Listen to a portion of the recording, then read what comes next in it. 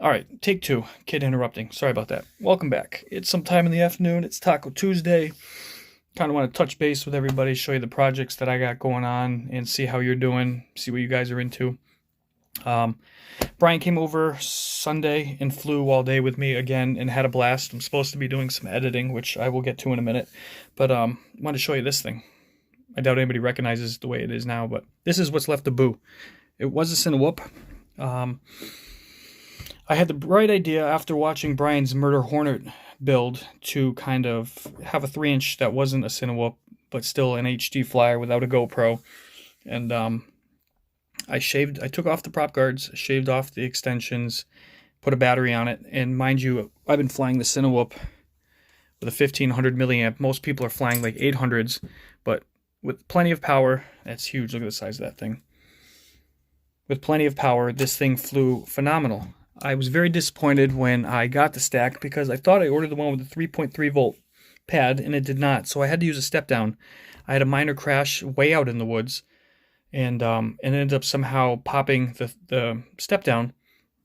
And after figuring out what it was, rebuilt it, ordered some new ones, and I noticed that the step down had like a weird sag in it where if you punched it, if it didn't have enough juice, and mind you, it was directly connected to the battery, or it was surging, I don't know, but it would like reset the receiver and it would blank out and fall. And that's what happened yesterday. I was flying it around for a good solid minute and a half, doing some figure eights and little punches down the road, and I was dumbfounded by its agility, how fast it was, and it was like a whole other quad without those prop guards on there, and still extremely very smooth. So I was like, this is perfect. Let me just do a couple more punch outs just up in the air, and then, I'll tighten up some wires and fly it. I was up 40 feet, 50 feet in the air, and right at the top peak of where I punched it, it completely shut off. Receiver lost connection, boom, right down on the ground. Didn't break anything, but it was a hard freaking thud. Walk over to it, I hear it initialize, and I knew exactly what that sound was, that it shut off the receiver. Receiver came back. I'm like, weird, freaky thing. Okay, maybe it was a fluke. Got back on it, was just doing some figure eights in the yard, and then it just fell over. I said, that's it. I'm going to play with it.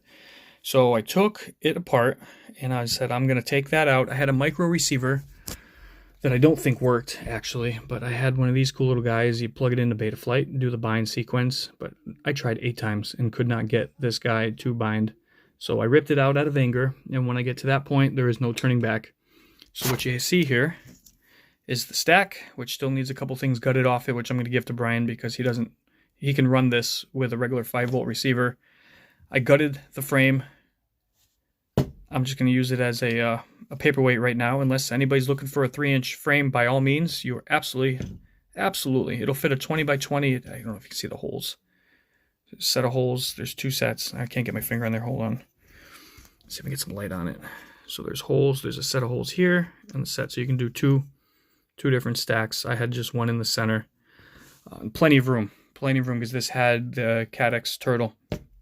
So I said, screw it, I'm going to strip it. I'll pass the buck. If somebody's looking for a beginner frame, wants to build something 3-inch, I'll put it out there. I'm going to strip this. Brian and I trade parts back and forth all the time, so this stack he can find use. I ordered a new Mamba stack that has a 3.3 volt pad. Ordered a baby turtle. I already have, that's my VTX. So I already have all of the parts just stripped here that look like an absolute shitstorm right now. I found, and it might be useful for you guys, I like to attach the VTX, depending on room, if it's not a board VTX, upside down on the back here to make more room.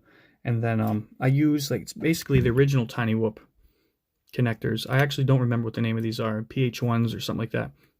So what I'll do is I'll solder like I have on here. For example, I think that's the LED. Solder that on there, and then if I need to take the top off of the quad, I can disconnect that, flip the top off, and then access all my panels, and you're still able to hide all the wires and stuff like that, and keeps it clean. Yeah, one was the LED and one was the VTX. But I have gotten in the habit now where I'm loving OSD, so I take back my future statement probably a year ago of saying I don't like OSD, it's annoying, it's in the way, the distraction.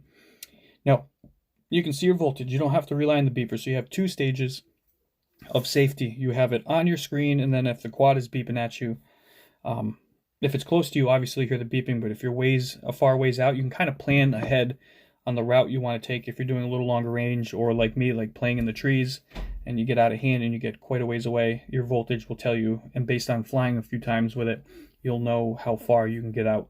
So I'm going to go back to that, and I'm going to go through the board. The baby turtle, I'm going to use that, like I said, and run it through the board. I forget, Syntec or CYG. It's a GEP RC frame. Kind of looks like a bus. It sort of looks like this, but it's got aluminum on both sides. Cool LED tucked behind a 3D printed part, which, of course, you know I'm all about. My buddy is 3D printing me some parts for... Hold on a second. Let me close the door. Never a dull moment. He's printing some 3D like universal prop guards that will sit on the new frame if I wanted to use them, so I could pop them on and off, which I think will kind of be cool, so I can use it around people if I get into doing stuff like that, or flights for other people.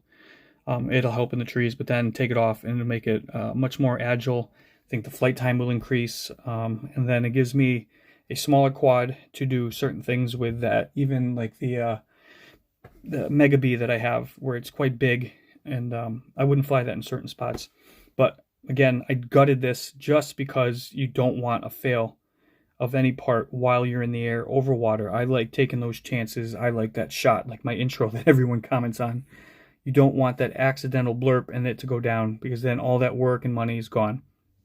But so yeah, I'm waiting for some parts. That should be a fun build. Maybe I'll take my time and do some video of me building it, because there's certain cool techniques that I use, and just very particular, it's got to look right. I don't want a functioning quad, but just be a shit show. It's not my quote-unquote poor boy where you just throw it together and beat the living crap out of it, and that's the one you do crazy shit with. I actually sold that one, but I still, the OCD part of me, I want it to look magnificent, so when you show it to somebody, they are absolutely amazed. I wish I had more access to different color wires, so you could use different color wires and stuff like that to really make it stand out. But this should be a cool build. I'm speculating probably a week on parts. But some general maintenance stuff. I have a very unique pair of FPV goggles that I don't know why haven't caught on, other than they're being a little bit bigger. If you've never seen them before, these are my Headplay SE version 2 goggles that I absolutely love. The immersiveness of these things is amazing. It doesn't have diversity. I just have a single antenna. It's got a DVR on it. And I'm amazed. You've got so much of a view inside that while you're flying, in my flight style, because I'm not fast, I can look around and pick where I want to go, or while I'm flying, I say, ooh, there's a gap over there, and I can shoot it. Never had reception problems with it. It's just absolutely amazing. It's super light. It fits great on your face. But after having it for a while, the foam has gotten really, really soft. My buddy Chris, Beerfly FPV, had just gotten a set, and I set him up for him. And I put it on to fly with him because I didn't have my goggles. And I was amazed on how much more firm the foam was and how it fit just a touch better.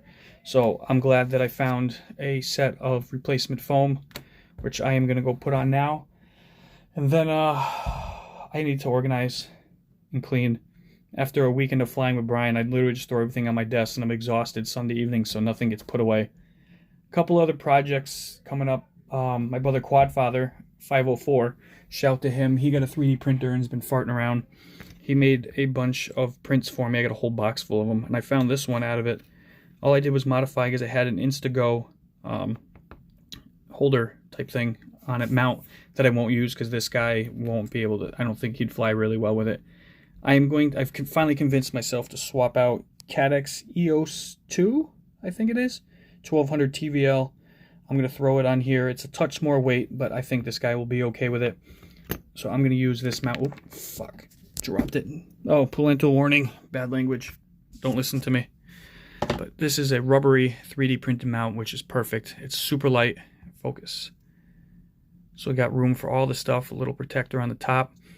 And then the EOS, that was my watch hitting the table. I didn't fart. So yeah, that looks pretty cool. I like it. And it'll fit the scheme.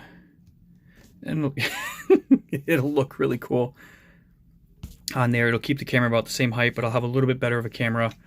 What what else did I do? So on a weird side note, ADD moment, I forgot and I overcharged a battery yesterday. That way I was just trying to 3.3, just storage charge because I don't like leaving them dead. I left it and it fully charged, so I had to go out and fly yesterday, and I took Tata's right there that has the CADX Ratel on it, and I haven't flown that one at dusk-esque lighting. If you're looking for a camera and you want some of the best low light camera, I haven't flown the toothless V2 yet, which I'm super interested in, but the CADX Ratel is amazing. With your own eyes, it was kind of dark. I'm like, I can't see through some of the shadows through the camera. It was like a sunny afternoon. You could see everything. You could see the detail in the branches. Again, it was just a fly to, halfway to lower the voltage, so I wasn't doing anything crazy. But just like, because the sun was above the trees and setting, so when you went up above the trees and they got the glare of the sun, didn't blind you out. You could still see, and then it didn't black out everything else around you because of the sun. And then when you dip down to dive back down, everything was crystal clear. So if you're looking for a kick-ass camera, the CADX Ratel, and that's kind of my go-to right now.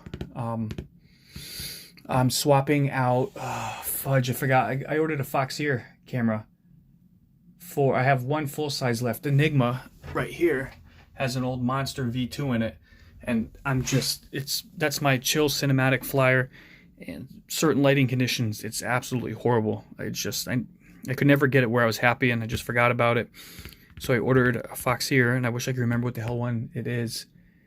Maybe it's the toothless full size or mini. It's the one that can go both. So I picked that up. So I'm looking forward to trying that on there. I've had no luck. Let me move this out of the way. I've tried everything.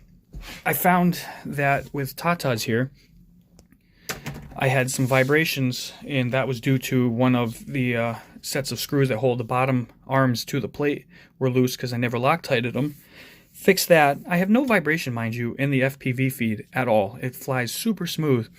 I got a cool GoPro mount that hard mounted to here, and it was actually, it's very firm, and it just seems like it was transitioning the vibration to the GoPro, and you could pick it up.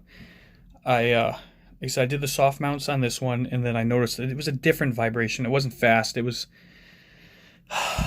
It's almost like bass. If you ever had a car with a system in it and how it vibrates your rear view mirror, how you have that wavy kind of distortion in it, that's what I was picking up. So I lost it again.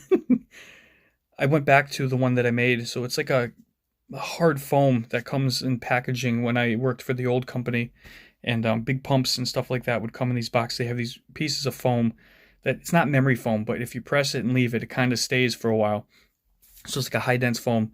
I put that back on, and then I cut the legs off the mount, and I am going back that way, where I've got the crazy hardcore Velcro, the 3M stuff between the pieces, and then it's strapped down. I think that will solve my problem. Like I said, it's tuned well. It flies super, super good. It just, there's a weird vibration. They're brand new props. That was the only flight I've done with them. So I'm just guessing it's just maybe the way it's mounted, or the original was mounted, and the print's too hard. I don't know. We'll see, but yeah, that's where I'm at right now. Things are a little busy, messy. Fun is coming, so stay tuned for some builds, and I should get an edit out today. I'm going to sit down and work on it. We went over to Town Farm Hill. I had some killer footage with Tata's, but I don't think I want to put up the footage just because of the jello that I was getting in it. But I was pushing myself, and it was really windy. It probably 20-mile-an-hour winds. It handled it fine, but maybe that affected and gave it a little bit of jello. But I was diving down right in front of trees or going like right up. So, I mean, I was really pushing it with how the proximity to the stuff that I was flying that I thought was really cool. But I brought Enigma and got a killer flight out of that. My chilled laid back style. But that's where I'm at. So enjoy your Taco Tuesday and a good cerveza.